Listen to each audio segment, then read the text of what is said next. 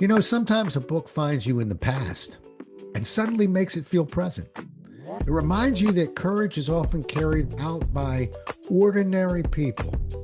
Now, I've got an author I'd like you to meet who brings World War II to life through the stories of three Americans who choose to serve, sacrifice, and rise to the moment. Stick around because we're going to learn more about her book and the writing process she followed to create it. Welcome to A Book Finds You podcast. This week's guest is Pat Valdata. Join us as she shares the inspiration behind her book, along with her writing process, routines, and challenges. And now, here's your host, best-selling author, Rob Jolles.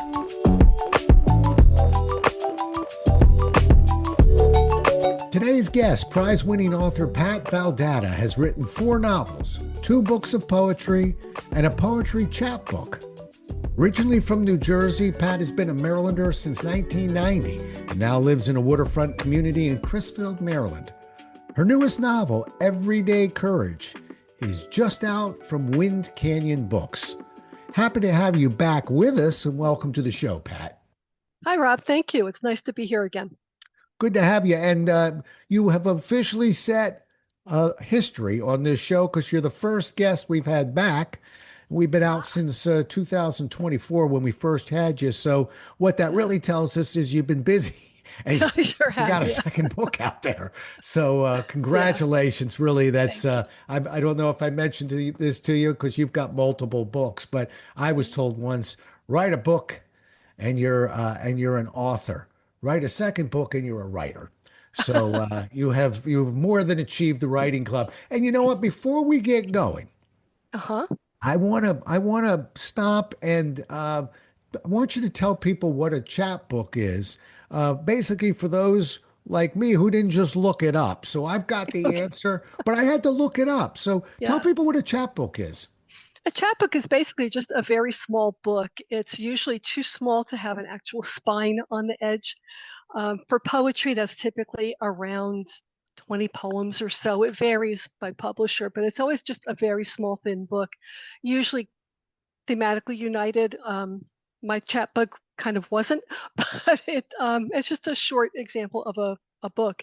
And it's a great way to get your first poetry publication because that was my first poetry publication. And for a lot of writers, getting that manuscript together takes a long time. So if you can get a good chunk of about 20 poems that relate to each other, then you can send it out and see if you can get a chapbook published. So it's a fun way to get in publishing. Yeah. You know, with the name Jolles, I sit next to Jones on the bookshelf. And Jones is the one who wrote Who Moved My Cheese, which is not a chapbook. But I was always complaining, saying, that's not a book. That's not a book. And finally, my editor said, you're right. It's not a book. It's a business fable. And so there are different genres that people aren't aware of. And that's why I was glad to sort of let's discuss what a chapbook is, particularly for guys like me who are supposed to know all these things. And I thought, I've never even heard of that. Well, now I have. But I looked it up and got to the stitching, the whole thing. So we're here to educate, and folks, now you know what a chapbook is and maybe even what a business fable is. All right. Good to have you back. You know the name of the show. So from poetry, this looks more like a book for you. How did this particular book find you? This book found me close to 20 years ago when I attended a meeting of the Rosie the Riveter Association at the Martin State Airport Museum. And the interesting thing about that is the Rosies who came in, there were about 4 or 5 of them, they had worked in that very building back when it was part of the Glenn Martin Aviation Plant. And they had built B-26 bombers there. And I looked at these women who were ordinary looking, grandma looking, elderly women coming in with canes and some mobility issues. And I thought, oh my gosh, we're going to lose all these women in the next few years, and people are going to forget about what their contribution was to the war effort. Also, I met one of the women Air Force service pilots around the same time and had that same feeling. I mean, she was in wonderful shape. She could still fit into her WASP uniform, but she was quite elderly. And I'm sitting there thinking, all these women and men who worked and flew in that war, they're all going, and in a few years there won't be anyone left. So I wanted to be able to tell their stories in a way that hadn't quite been done before. Well, I'm glad you did because we've just had a Memorial Day here, Yeah. and Yep. so we're all thinking about this. But normally when we see the older people who have served in World War II, and they're coming up on 100 years old Hmm. now, uh, we constantly see the men in the wheelchairs, Right. but we don't see the women. Right. So I'm really glad that you put a spotlight on there because I think people forget. And I'm not disparaging either Right. gender. I'm just Hmm. saying immediately I thought as you're telling me this story, I don't associate World War II Hmm. with women. Till you said Right. Rosie the Riveter, and then but so Hmm. I'm glad you put a spotlight on them. Yeah, and my book, it's in three parts. So the first two are about the Rosie and the Wasp, but my third part is about the air crew that actually would fly an airplane into battle. So I'm trying to do service to all three groups. God. What surprised you most during your research for this book? I think I was surprised by how many women actually went to work during the war. And it wasn't just at aircraft plants, they were welding ships, they were being conductors on trains, they were delivering mail. I mean, they were doing any job that could be done, working on farms. I mean, it was amazing the breadth of experiences that the women had who were working. Hmm. And there's so many areas to highlight. I would think it would be a challenge to figure out which moments of courage are Uh-huh. you going to pick from? How did you do that? I read a lot of stories. I read a lot of nonfiction about the Rosies and about the Wasps and about the air crews. I actually had two memoirs written by friends of mine who had both flown a B-26 back in the war, and they each wrote a memoir. So that was really helpful to give me an idea of the arc of what they went through. But mostly it comes out of the characters. It's not about what they did, it's about how they did it and how they felt while they were doing it. So once I met my main character, my Rosie character, I just went with her life and what her needs would be and what her actions would be. And it flowed from there. And the same thing happened with all the other people I wrote about. Once I had that character and got to know them, I understood their motivations a little bit. I just put them in the situations and saw what happened. So, and it's one of my favorite questions because I struggle with this as a writer. Yeah. I'm a little selfish on my questions, by the way. A lot of times I'm trying to figure things out as a writer. I go, oh, I've got a good author coming in here. I can ask her. How do you know when an idea is worth pursuing? Because there's the I know the thrill of the coconut hitting you in the head practically and going, Yeah. I Yeah. think I see it. I think I've got it. And then Yeah. there's the long grind Yeah. and talking ourselves out of it a little bit. So Yeah. when the Yeah. thrill of all that stops, how do you know it's worth pursuing? Well, I thought this story was worth pursuing from the get go just because of what these people did and because what they did was so important. And I thought it had some relevance to today because we're seeing the rise of autocracy all around the world, and people need to be aware of how quickly it developed during World War II. It was only a matter of a few years before the world went absolutely crazy and we ended up with everybody fighting this war. And so I think it's important for people to think about who they are, what they're doing, how would they react if something bad happened, and to try to find that inner courage in themselves. So I thought my characters might be examples of how really ordinary, nothing special about them people rose to a really bad occasion and helped overcome it. Have you ever given up? Well, let's not say on a book, but have you ever given up on a poem? Oh yeah, sure. Okay. Yeah, more so than fiction. Yeah, because fiction, once I get into it and I stick with it, if I have a poem that's just not working, not working, not working, then I have to give up on it and do something else. Yeah, Okay. All yeah, right. you can't force it. Right. Okay. Yeah, Well, that's the difference. For me, I sometimes I have to force a chapter. It's yeah, I'm having trouble using actually saying that sentence. Do I really force a chapter? I put it away and come back to it. But yeah. because I personally work from an outline and the outline is logical to me, Uh huh. I can't just remove a tooth. It's Right. it's part of the mouth, but I can Yeah. avoid that tooth for a little while. Yeah. I don't write from an outline. I like to start with my character in a situation and just watch it develop. But I did get pretty stuck about two-thirds of the way through this book. I just had a hard time during COVID because I started the book in about 2015 or so. That's when I started my really intensive research. But when COVID came around, I had so much anxiety about that. I really could not write for a couple of years. So Hmm.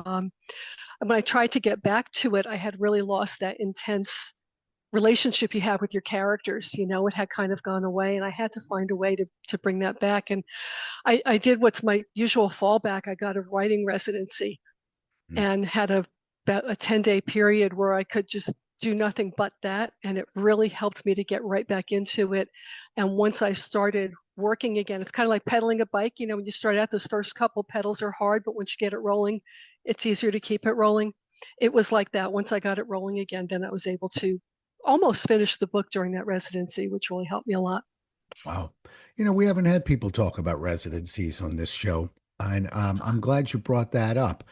Oh Um, yeah. and that isn't your first residency. No, I've done quite a few of them because I get so much done in that period of time. It's really amazing. If someone else is taking care of the meals and cleaning, all you have to do is your writing. It really frees up a lot that you don't have to think about and not having to sort of waste that time thinking about what are we going to have for dinner tonight. You can just really focus on your work. And I think it really helps women writers, especially if you've got a lot of responsibilities around the house. It's really a great thing to take that little break and just go be a writer for a while and not be anything else. Yeah. I'll tell you a quick funny story. I normally write my manuscripts and then go sell them just because I don't like the pressure of you must be creative now, now. Uh, I'd rather, yeah, yeah, feel a little bit more under control. But yeah. I had a book that needed to be adjusted and there was some missing chapters and I was running up against a deadline and I was at Rehoboth Beach in an old house and Hmm. we had it for 2 weeks and my family left on a Friday and came back on a Monday. And I Hmm. just sat there and wrote, but I'm telling you the story because I was so sedentary that the mice began to come out. And I saw them like scurrying around and running because I wasn't moving. I was Yeah, just sitting there writing, writing, writing, yeah, writing. And I yeah, thought, my goodness, I'm becoming friendly with the mice here. But that was my form of residency. Anyway, yeah. but I like that. I think sometimes when we go on, if we can't get to a residency, Hmm. we can create our own form of residency. And I know True. that sounds difficult, but that's not in your house. For me, Right. a lot of times that's a trip somewhere Yeah. and for me, business trips, when I do international travel, and I had a Malaysia trip that I was speaking for 2.5 weeks in Malaysia. Hmm. I've had places where I've gone for a while, and those I know I'm going to be alone for a while, and I get Right. amazing writing done. So Hmm. that's my form of residency, I guess you could say. It does work. I mean, you could just check yourself into a cheap motel for a weekend, Right, right? And right, just close the door, get right, takeout, and just do it. You don't have to right, go far, and you right. don't have to spend a lot of money. But even 48 hours, man, you can get a lot done, as you found out. Right. And it's a little like Yeah, nesting. It's you know why you're going there. You know yeah, what you're going to be doing. And yeah. so, yeah, And your brain prepares. So I find when I'm going to a residency, it's much easier for me to really jump right in because I've been thinking about it the whole trip there. And right. I get excited because I know I'm going to be able to do what I've wanted to do. And it's been really, really helpful. Right. Well, I have to tell you, I'm so glad you brought that up, this Good. residency. It's something we don't talk about, but we have a lot of people listening that get stuck on a manuscript or get Yeah. stuck on an idea. And you just outed the second most important part of a residency or just a dedicated, few days, which is Hmm. it doesn't start when you open up the laptop and you're there in Topeka. It Hmm. actually starts, whether you like it or not, weeks beforehand when you realize I'm going there now. What am I Yeah. doing? Where am I taking with Yeah. me? What Hmm. chapter will I be working on? And so it begins to your mind becomes fertile on Yeah. on that book well before you get there. Exactly. Yeah. Yeah, It's one of the best things about it. yeah, I agree. Uh, Yeah. all right. Other than a residency, Uh huh. when you're stuck at home, although I actually looked up Chrisfield, I'd never heard of the place that you were, and I'm a lifelong Marylander. I'm like, where is that? Uh, you've got a pretty nice area, I would think, to write in. Is there a Yes. particular place that you like to write? Well, I do have where I'm sitting right now is my home office, and I do have a window that looks out at the water, so that makes me happy. Yeah, I just it's a dedicated place. I don't do anything else in here except writing, so that helps a lot. And it's not just sitting at a dining room table where you have a lot of distractions around you. I have the door shut right now, so my husband doesn't have to hear this. Right. So yeah, having that personal space is really wonderful. But it'll work in a library, it'll work in a coffee shop. You don't have to do it in a dedicated office space. That happens to be what works for me because it's available. Right. Again, a similarity on this side. I add to the fact that that dedicated place that I have, I don't Hmm. go up there and mess around. Like we Right. just came off of a 3-day weekend. Uh, I wasn't going to be writing, so I wouldn't go up there. Yeah. You know what I mean? It's Yeah, it's a exactly. sacred space. In other words, I'm not up there to just kind of mess around and answer emails. Uh, Hmm. my mind knows, oh, this is the place where we write. Yes. And I've trained it as such. So let's keep it that way. Yeah. Yeah. And it really works. It does. Uh, for us, Yeah. the thing I love about this show is you and I have some similarities and it works for Yeah. us. Uh-huh. My job is to throw out as many ideas as possible because some Right. people they have other approaches. I think Yeah. what you and I are both saying is just find one Right. You that find what works for works. you. Yeah. Yeah. Yeah. Yeah. Because I know people who don't do residencies well. It just freaks them out to have nothing else to do, to have that quiet and to be expected to produce. Some people just don't work well under that kind of a situation. I thrive on it because I always had deadlines in my work career. So giving myself an imposed deadline, I've only got 10 days to get this done. Right. It just really makes me work. Other people fall apart when that happens. So you really do have to find what works for you. I agree. I'll give you Yeah. another example. I'm a big fan of telling people you're working on a book, which flies in the face of everybody who's thinking about writing a book just had half a heart attack. But the Yeah. reason why we do it is to trick ourselves to say, more people you tell, more committed you're going to have to be to write that book. And the last time I looked at you, you really wanted to write that book, but it takes courage but I know I will tell people that the more people you tell, I would be if I'm a betting man, the more Yeah. sure I am that you will actually write the book. Why are we keeping it a secret? There is that, although I hate telling people that because then they want to know what it's about. And I don't want to talk about that while I'm in the process of writing the book. Uh, See what I mean about Yeah. style? Yeah. I learned this as a salesman. There's style and there's technique. A Yeah. lot of times we blur the lines and we shouldn't. So when I'm, Yeah. for instance, teaching somebody about selling, I'm Hmm. not, I don't, I'm not getting anywhere near their style. Your style is your own. I'm Right. trying to put in, some sort of process to help you be more effective. So Right. even what we're talking about right now is actually a bunch of style moves. Hmm. When you think about it, what Yeah. we just, you and I, our goal, Pat, is just for people to write their book because you and Yep. I both know the joy of writing a book, right? Uh-huh. It doesn't disappoint, does it? No, it doesn't, but it is still hard work. And, Yes. there are still Shh, times when you get shh, don't tell frustrated people. Don't tell and people that. being stuck, but you'll work through it. And once you have worked through it, then it feels fantastic. Yeah. Oh, it's Writing the yeah, end is like the best. yeah, yeah.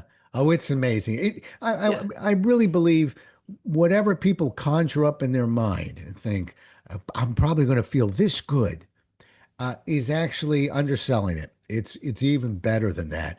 But as you Yeah. said, it's hard work, and sometimes it gets even harder. For instance, writer's block. How do you deal Uh-huh. with writer's block? I kind of don't believe in writer's block per se Ah, that's one way of because, dealing with it. Keep going. yeah, uh, I'm lucky that I write both fiction and poetry because if I have an issue in fiction that my brain hasn't worked out yet, then I can write poetry and keep my writing processes going while my brain deals with whatever the problem is that had me stuck in the book. The only time I ever was really truly blocked was, as I said, during COVID, when there was so much anxiety and so much uncertainty about what was going on. I was just not in an emotional state where I could write a book. I really couldn't. But if I'm in the writing process and I come upon something I'm not quite sure how to do it, that's not a if you think about it and start obsessing about it, you'll get blocks. But if you just go, okay, I have to put this away for a while, it's just not ready for me, and then do something else. And if you don't do another kind of writing, do something else that's creative. Cook a meal you've never cooked, go gardening, do something, start knitting or crocheting or whatever is a creative process, and that keeps creativity going. And I think creativity fosters creativity. Yeah. So Yeah. if you can't do it in that one medium, find some other medium until it gets freed up for you. Right. Unless you think that Pat and I agree on everything, here's an area where I'm 180 degrees different. I actually look, that pandemic to me was that opportunity to stop thinking Ah, about the pandemic. And, okay. I refer to it as shelf building. Do something other than obsessing on the misery that Hmm. and the uncertainty that we were going through. But Yeah. that's what makes the world go round. That's why Right. we have this show, because there is no one way of doing Right. certain things. We're going to Definitely not. present people with a bunch of different ways. Hmm. Okay. How about my favorite part? Not the publishing and marketing end of all this. Uh, what's your path to publishing? Well, I was lucky with this book because this publisher had already published two of my books, one of my novels and the book of poetry that got reissued a couple of years ago. So I approached them about it, and they were very sweet. And at first they said, "You really ought to do this with a bigger publisher." And I said, "Yes, but that will take me years. And I really want to get this book out the door." Um, and they said, "Well, if you want to go with us, we'd be happy to do it." And my publisher's wonderful. They work so closely with me, with an editor, going through reading, doing fact checking, making sure that because this is a historical novel, as much factual information as I had in there was indeed factual, and then working so hard on the cover to make it look as good as it is. I'm so happy with the way it turned out. After lots of false starts, we saw this one. Oh, absolutely, this is the cover that we're going to use. So it was really a joy to work with them very much. But like any publisher, um, unless they're the really big ones, they don't have a marketing budget, and they don't really have the staff and the time to do that. So the marketing and promotion still falls on me Right. almost exclusively. They did Yeah. send out a press release, which is great, and they sent it to a whole bunch of places, which is wonderful. But it's still up to me to do a lot of the marketing and publicity. All right. Well, here's And a that's dirt. just a fact of Yes. publishing life right Here's a now. dirty little secret to make you feel a little better. I'm with some very large publishers, Uh-huh. and unless your name is Grisham or King Uh-huh. or a few other, Yeah. that budget's not coming your way. Right. Right. So we can all look in the mirror, and I don't care whether you're with a major publisher, an indie, a hybrid, a Mm. self-publishing, don't really care. The responsibility falls on the author. Yeah, it Let's does. stop feeling like somebody's not coming through for us and realize that you have a great publisher, because that publisher spent time on what they should have been spending time on, Right. which was getting you a good cover on that book, Yeah. hopefully prying you loose of a couple of titles, and Yeah. really putting their thought process behind it, Yeah. which Yeah. is that it's hard love. Okay. It's tough love from Uh, publishers. But I worked with one that just wanted to please me, and it's the yeah, worst that's selling not book good. I ever wrote, Yeah. and I'm Yeah. disappointed in it. I'm not telling Hmm. you the title, because I know what's in the book, Pat. Yeah. I'm not an expert on colors and schemes on the Right. outside Right. and write-ups on the back and how important those words are. So Yeah. when you have a publisher that's willing to go through multiple renditions of this cover, Hmm. trying to work Hmm. something through their end and Yep. your end, Yep. I already like your publisher. Oh, they're great. They're really Mhm. great. Want to I'm give so us a happy to be name? with them. Wind Canyon Books. They're in California, but they only publish aviation books. Hmm. So if you're not an aviation writer, I'm sorry, they're No. not going to be the Get publisher for into you. aviation, folks. All right. Yeah. Yeah. They're All they're right. wonderful. Well, I'm glad to hear that, and when I put on marketing workshops for authors and things like that, and when I do, I've got a bunch of marketing ideas, but one of the best marketing idea is you've got to spend time on the cover, Hmm. and the words. We I don't care whether it's a self-published book. We're not going with the first cover. We've got to Yeah. look at multiple covers, and we got to get Oh, out yeah. of our own head and get, if we don't, the self-publishing side, sometimes really it's, if you say it's good, we say it's good. So Yeah. if that's Yeah. the case, I'm not knocking it. I'm saying then get people that you trust to look at that cover with you, uh, Right. because you don't want to do this on your own. We get tunnel vision a bit, Pat, and sometimes Yeah. we can We only do. see what we can see. Right. Right. And also, I was happy that my publisher was willing to not use AI on the cover Hmm. because I don't like AI generated covers. I think there's a sameness to them, but also the fact that it was trained by pirating people's art and then just regurgitates little pieces of other people's art to create a cover that really, really bothers me. So I was really glad that my publisher found actual photographs of B26s and of wasps and rosies and really took the time to get the historical accuracy in there. And then he did the cover design to make it look like an old photo album, which I think is the vintage works really well with the vintage content in the book. Vintage. Are you using? I haven't seen the cover. Is there some yellow on that cover? I mean, is there a There you vintage? go. What's There's that? a colorized photo of B26 and all the others are black and white. Good, good, Okay. good, good. Yeah. All right. I already like it. Yeah. uh, all right. You've a couple times mentioned this is not easy. This is not an easy process. hmm Uh, how do you stay motivated during the long process of writing a book? Well, after a while, you just want to get it done, right? I mean, that it That's comes one down way to to stay that. I've motivated. been working Yeah. on this book for 10 years. I would really like to get it finished at this point. So it's just a matter of going through. What's fun about a historical novel is if you're writing and that starts to get a little tedious, you can break off and do more research. You can always do more research. And for me, research is pure fun. I love learning things. I love finding out about this era, and even something dumb like what movies were playing in Harlingen, Texas in 1943. Okay, so if my characters are going out to the movies, which I have them do, let me find some realistic movies for them to be going to see. Hmm. So even down to that level of detail is really fun for me to research. So it always was a balance. I'll do research and then write and do research and write and keep going back and forth. And then sometimes I'll do research and realize, oh no, I made a really big mistake and I have to rewrite a whole chunk of this, which I had to do a couple of times.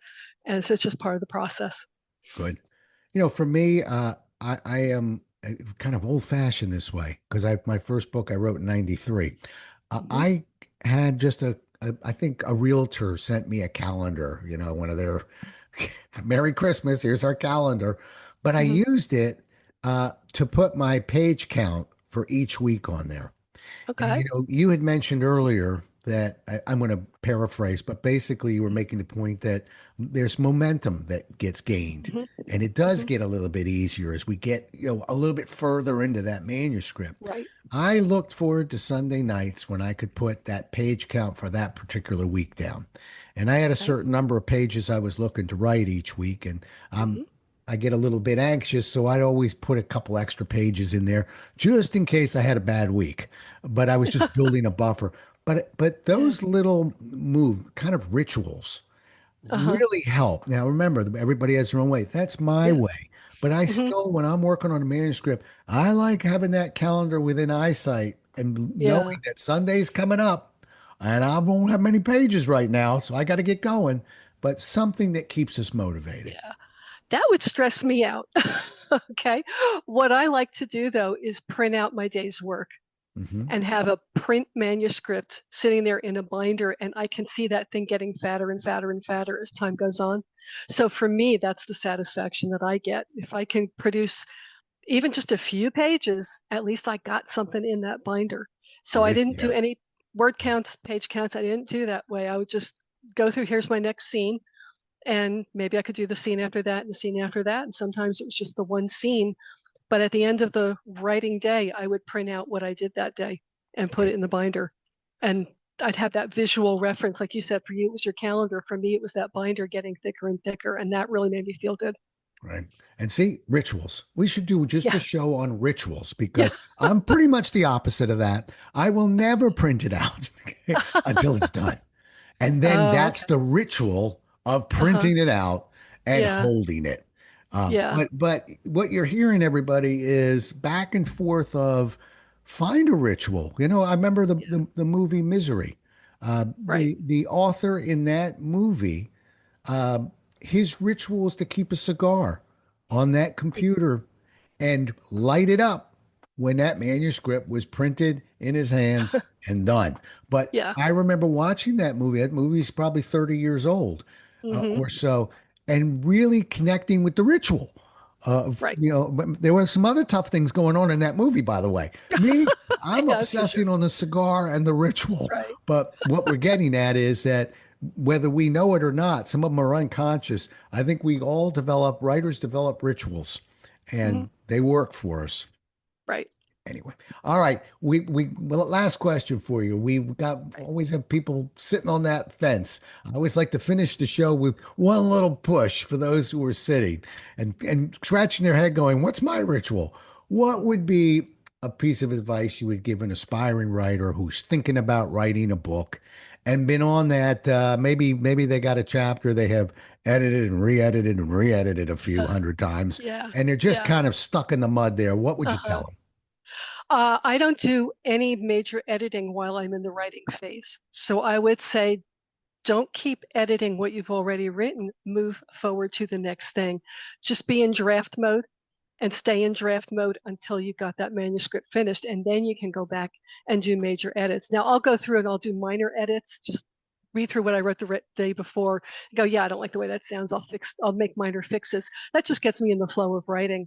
But when I'm drafting something like a novel, I don't go back and do any kind of major editing until it is all done. And that's what helps get me to the end, because I know that I'm not going to touch it up or do anything until I get to that final point. Then I can go through and see what really needs work. Yeah. But just stay in draft mode when you're drafting. Don't try to edit. They're two different processes. They use different parts of your brain, and you're just going to get totally bollocksed up by trying to do that. So when you're drafting, draft. Keep that draft moving forward. Love it. For two people that have different views, we're 100% lined up on that one. I'm a Okay. huge proponent of that. Actually used Yeah. to teach problem solving and quality improvement for Xerox, and we Mm-hmm. learned about expansion, where we're really opening up our mind, and Right. contraction, where we're bringing our thoughts together. Right. You can't do them both at the same time. I No. can't be creative and think out of the box while you're questioning what it is you're Mm-hmm. thinking out of the box. You really want to Absolutely. let that loose, and then Hmm. we can contract later. I don't care if I Yeah. tell the same story three times. Good. Maybe the third time I told it better than the other two. Keep Mhm. going forward. Love your advice on Absolutely. that one. And at least for me, I'm a big fan of that piece of advice. Yeah. How Yeah. do people get a hold of you, Pat? On my website, www.patvaldata.com. But if people want to get hold of me that way, I would strongly recommend that they refer to this podcast, because I do get all the scams that everybody gets now. Hi, we'd love to have your book for our book club, because your book about two sisters would work so well for our horror book club. I get these things that don't Oh, match at yeah. all. And We they're all so get them. obvious now. Yeah. Yeah. So let me know where you found it. Say that you're in MWA. Give me something so I know that you're a real person. Right. The And they can code word also, is Jollis. Yes. Go ahead. yes, yes. And of course, you can get the book directly from my publisher if you want. And it's in local bookstores here on the Eastern Shore. So there are quite a few places where you can get it, which is great. Right. And you mentioned just look up Pat Valdata, but let's make sure people know how to spell that. It's Valdata, correct? Correct. That's right. Hmm. Okay, good. All right. So just look her up and mention my name. Yeah, Mention the do show's that. name, but mention Do that. something other than like classic AI with a couple of dashes and cherry picking some pieces. We all know what that looks like now. Yeah. Pat, congratulations for being our first time back author. Thank you. Thank you. I would love to say it's because you're so amazing, and you are, but it's a testament to the fact that you pushed another one across the finish line, and I congratulate you for that. Thank you Thank so you very much for being on the show. Thank you. It was fun to be here and talk with you again, Rob. You bet. Well, we'll do it again as well as we can next time, everybody. Until then, stay safe.